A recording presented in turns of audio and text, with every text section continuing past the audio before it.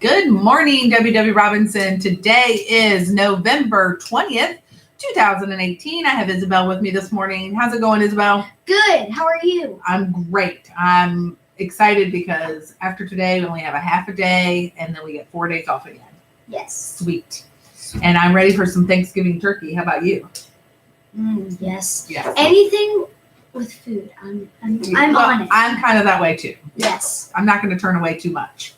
All right. It is day 1 in our rotation. And tell us what's for lunch today. Pork barbecue on bun with oven vegetables, vegetable juice, pears, mandarin oranges, and choice of meat. All right. Sounds like a good lunch.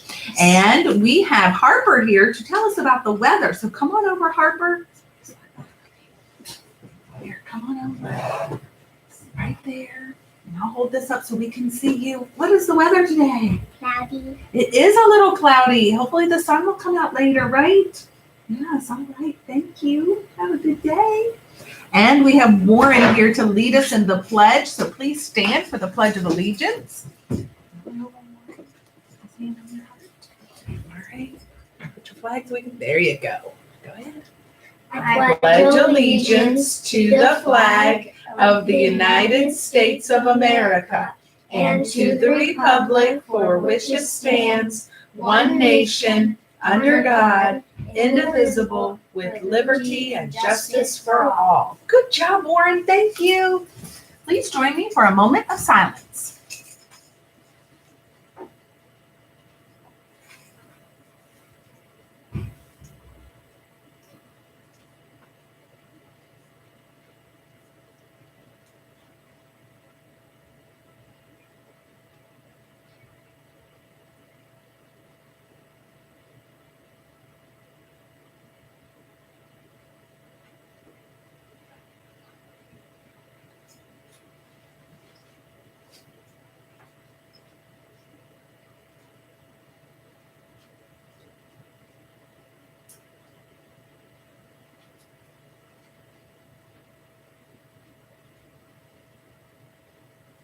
Thank you.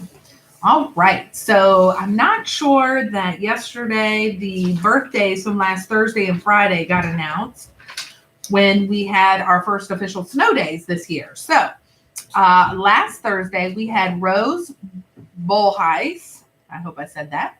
Ingrid Brito Gonzalez, Gabriella Brown, Gwyneth Brown, Luke Bushong, Justin Gray, Omar Rodriguez, and Leah Rodriguez. And then on Friday, we had Dimitri Alvarez, Vivian Carrico, Zymir Cook, Riddick McClellan, Morgan Yance. And then Saturday and Sundays were Jacob Heinzelman, Naomi Geary, Giovanni Jones, Madeline Lamb, and Reagan Lama. So happy birthday to those folks. Hope you had an absolutely wonderful day.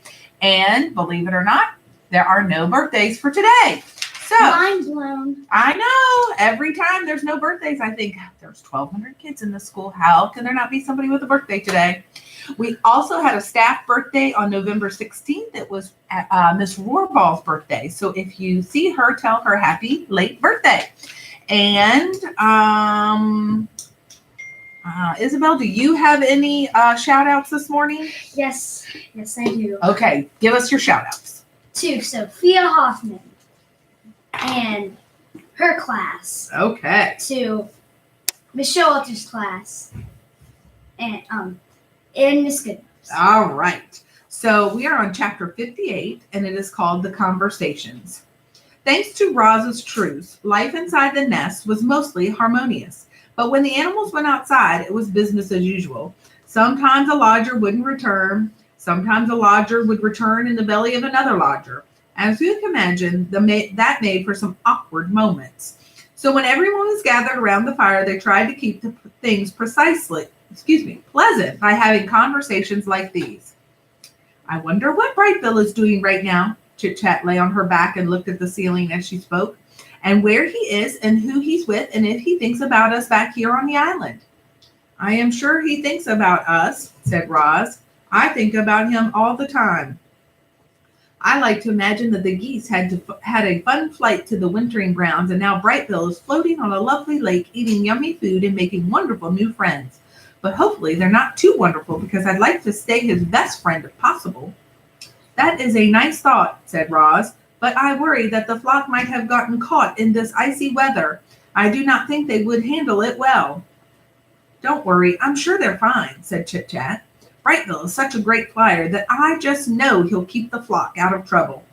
He is a great flyer, said Roz, but I still worry. Life is short, Dig Down, the old groundhog, was giving another one of her fireside speeches. I'll be lucky if I see the spring. I don't want your pity. I've had a good run, but I tell you what, if I could do it all over again, I'd spend more time helping others. All I've ever done is dig tunnels. Some of them were real beauties too, but they're all hidden underground, where they'd be no good to anyone but me. And they weren't even good to me this winter. Now the beavers, they have it all figured out. They built that beautiful dam, which created a lovely pond that made all our lives better. That must feel mighty good. The beavers made our lives better in another way, said Roz. Fink said they taught Roz how to build. Ain't that the truth, said Dig Down. Roz, you must have saved half the island with your lodges. And to think we used to call you a monster. I'll repay my debt to you if it's the last thing I do. Your friendship is payment enough, said Roz.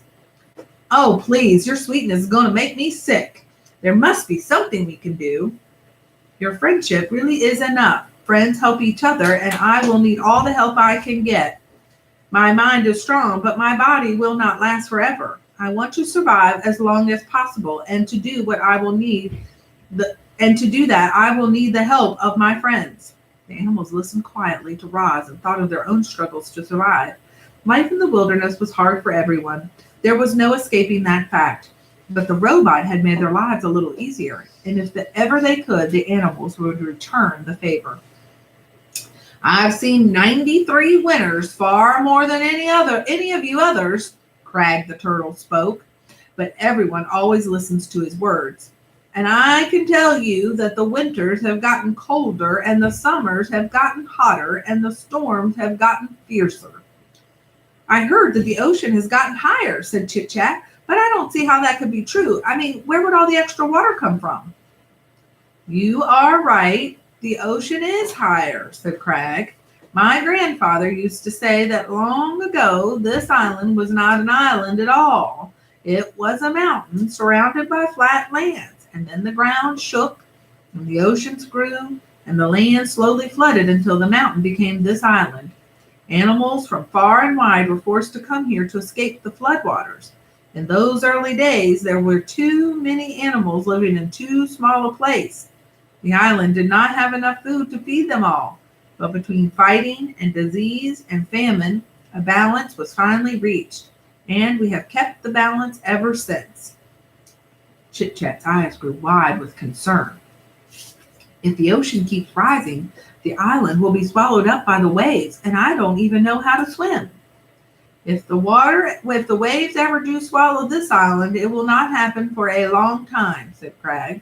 But then we will all be long dead, even me. Everything has a purpose. It was Swooper's turn to lecture the lodgers. The sun is meant to give light, plants are meant to grow, we owls are meant to hunt. We mice are meant to hide. We raccoons are meant to scavenge. Roz, what are you meant to do? I do not believe I have a purpose. Ha! I respectfully disagree, said Swooper. Clearly, you are meant to build. I think Roz is meant to grow gardens. Roz is definitely meant to care for Brightville. Perhaps I am simply meant to help others.